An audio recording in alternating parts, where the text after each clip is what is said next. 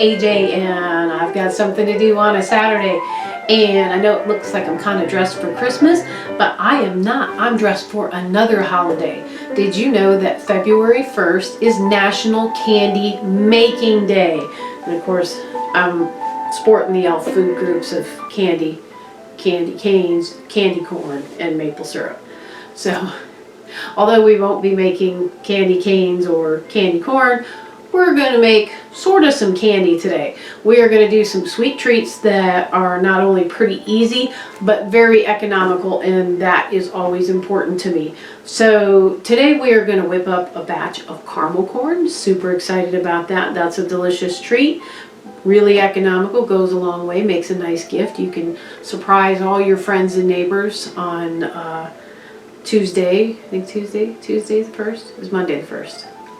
I can't remember. But February 1st is National Candy Making Day, so share that with your friends. And the other thing we're going to whip up is I've shared my recipe for fudge before, but I'm going to share my recipe for peanut butter fudge this time.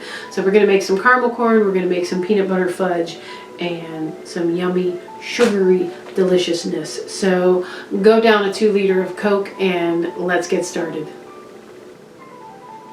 So of course the main ingredient in caramel corn is popcorn, and 5 quarts to be exact. Don't worry, the recipe will be down in the comment section. Tim will take care of that, so you'll have the recipe for both the caramel corn and the fudge. So I just popped my popcorn in my microwave popcorn popper, 2 rounds, and I've got a nice big bowl of popcorn, 5 quarts. You're going to need some brown sugar, some corn syrup, some salt and baking soda, butter, and vanilla. And if you can get your hands on a vanilla bean, make your homemade vanilla. If you did any of my at-homes, you know that I swear by homemade vanilla, which is simply vanilla beans and middle shelf vodka. You let that age for about 4 to 6 weeks, and it will make all the difference in the world. But vanilla beans are really hard to find right now. If you find vanilla beans, message me, text me, call me, let me know where you're getting the vanilla beans, because they're hard to find right now and they're really expensive, but it's really good. So I have got my popcorn popped. I'm going to head over to the stove. We are going to mix the brown sugar and corn syrup with the butter, get that melted, get it cooking up, and then we're going to bring that hot, yummy, delicious, syrupy mixture, after we throw in our dry ingredients, back over here, stir it in with the popcorn, and put it in a pan. Alright, so let's head over to the stove and melt our butter, and then do our brown sugar and our syrup, because, you know, food groups, syrup. So I have melted my butter, and I am now going to add my 2 cups of firmly packed brown sugar and my syrup, my corn syrup actually.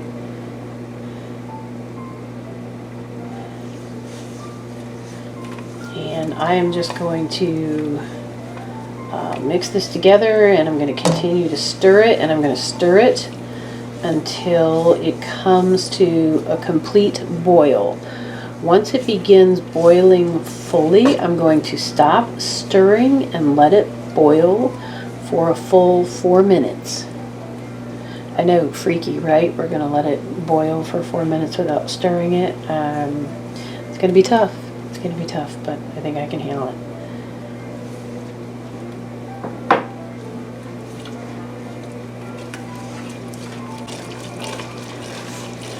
So we're getting really close to a full boil. And again, once we bring this to a full boil, we're just going to stop stirring and let it just boil like crazy for 4 full minutes. And it's smelling absolutely delicious, by the way, as you can only imagine. Brown sugar and butter together, yum. So I would say we're at a nice foamy full boil. So at this point, as difficult as it's going to be for me, I am going to stop stirring. I'm going to set our timer for 4 minutes.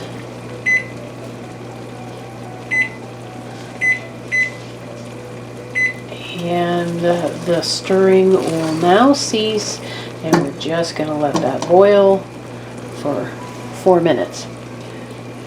When our 4 minutes is up, we will stir in our dry ingredients and the vanilla and drizzle it over our popcorn and then put it in the oven.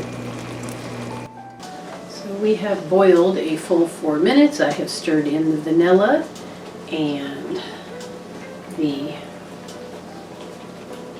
baking soda, and now we're just going to drizzle this over top of this. It says in a thin stream, and you know, you do what you can.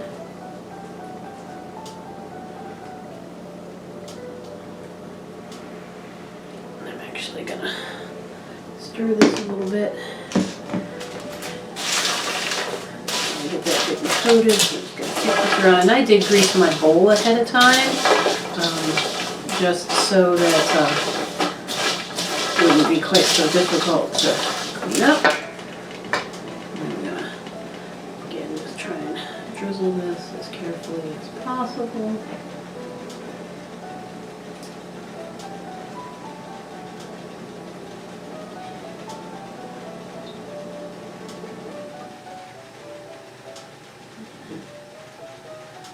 Thin stream seems a little challenging, but yeah, we're going to do the best we can. Just scoop the rest of that out of there. We want to get every last little bite of yummy, sugary deliciousness right on out of there. And again, we're just going to stir this up, and we're going to get it stirred rather quickly so that we don't get it spots where it'll get gunked up, and some popcorn won't get coated well and others will be just full of caramel, which is good, but you don't want any of that. Anyway, naked popcorn, because you're eating it to get the caramel corn, so we want to make sure that we get it coated quite well. So just going to kind of move that around a little bit. And then once I get it where I feel like it's good and coated, and I'm going to want to really get it mixed around, but I don't want to stir it too roughly because I don't want to break my popcorn pieces. So I'm just going to toss this around as much as I can, really get that caramel spread out so that we don't have any pieces where we don't get enough sugar and yummy deliciousness. And then, like I said, once we get it good and coated, we're going to put it onto our lined baking sheets.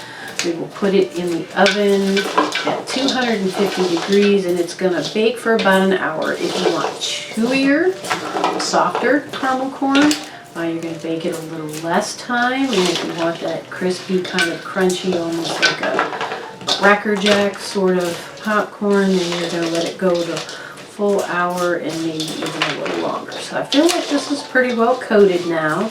So I'm going to grab my baking sheets that I have lined with parchment paper, and I'm going to spread this out, and we will put it into the oven. So I have layered my popcorn, kind of single layer, on the baking sheet.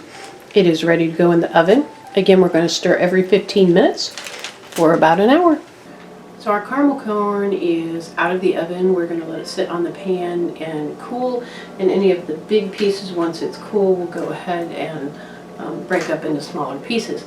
So we're going to go ahead and head over to the stove and start working on our peanut butter fudge. What you'll want to do is, before you head in that direction, is line a 9x13 pan with some foil and then spray it with some non-stick spray. You're going to need some powdered sugar, some milk, some vanilla, some butter, and some peanut butter.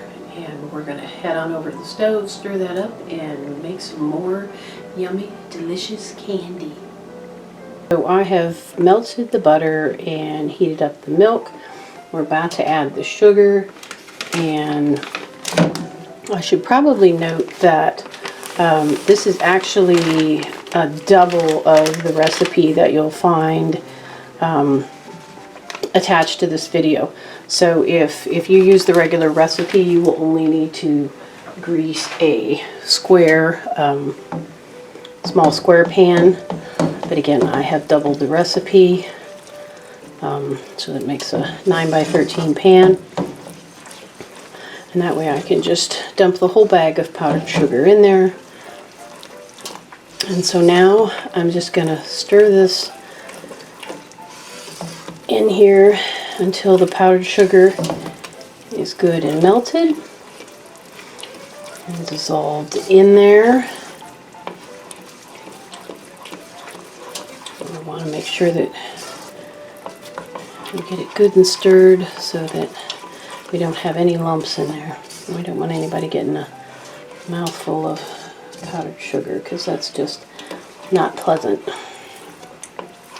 As much as we like sugar, we don't want to eat a mouthful of sugar when we're expecting to eat delicious, creamy peanut butter fudge. And this is kind of the base recipe. If you had flavorings or extracts, you could add that in. And this would go ahead and pretty much harden up. This is the same recipe that I use for my chocolate fudge, and when I poured in the powdered sugar, normally I would pour in cocoa, but since we're doing a peanut butter fudge, we're not going to put any cocoa in it today. We're just going to stick with the peanut butter.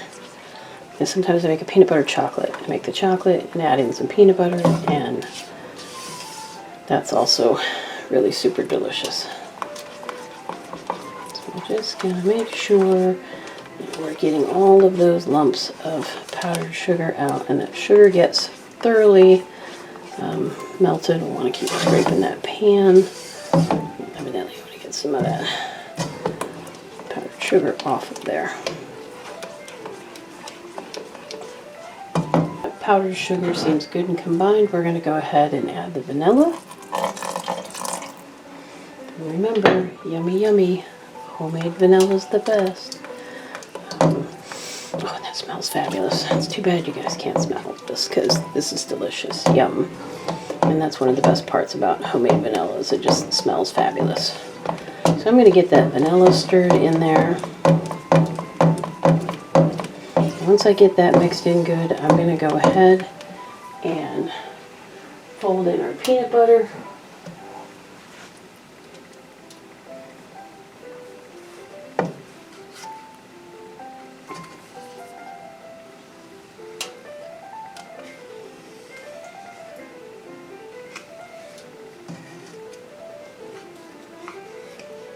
And at this point, our sugar mixture is probably warm enough that you could go ahead and turn off the heat. And we're just going to stir this around until the peanut butter gets completely dissolved. And once the peanut butter is dissolved, I'm going to pour it into my pan and then put it into the refrigerator to allow it to set up.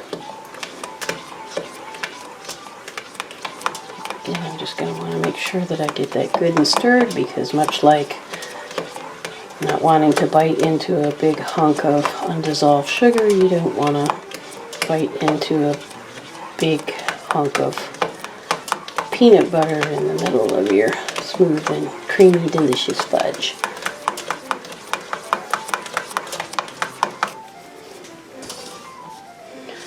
And I really like these fudge recipes because they are super simple. They set up really nicely, and you don't need a candy thermometer. You don't have to worry about what stage, what temperature. It's pretty reliable most all of the time, and it comes out pretty fabulous.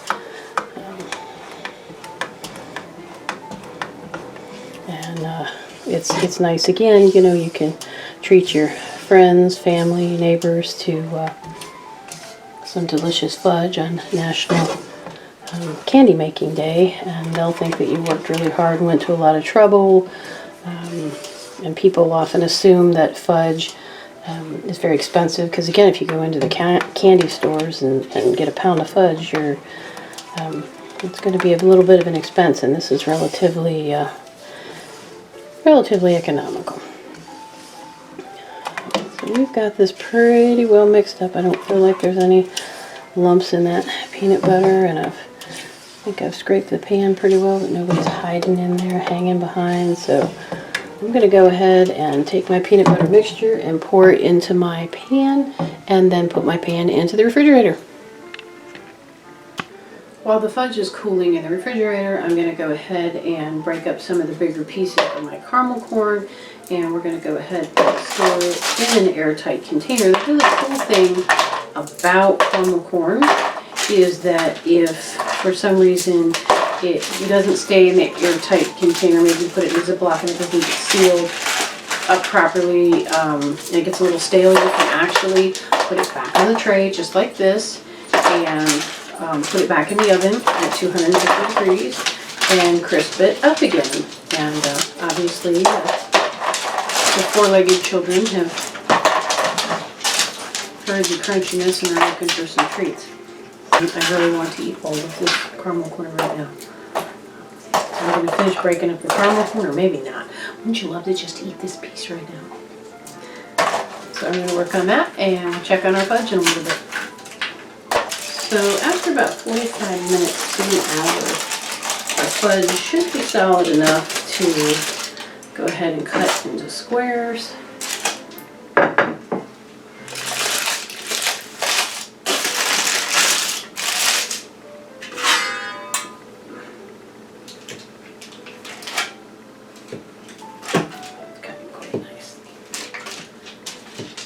Put that up in squares, and then you can store it back on the fridge until you're ready to serve it, share it, whatever your plans are. Hopefully your plans are to share the joy of National Candy Making Day. And whatever your plans are, I'm glad that you joined us today. Please make sure that you like, comment, and share so that your friends can become our friends. And if you try these recipes, let me know how they turned out. I would love to see what you did. Above all, stay safe, stay well, and I will see you real soon, hopefully right here again next Saturday. Bye.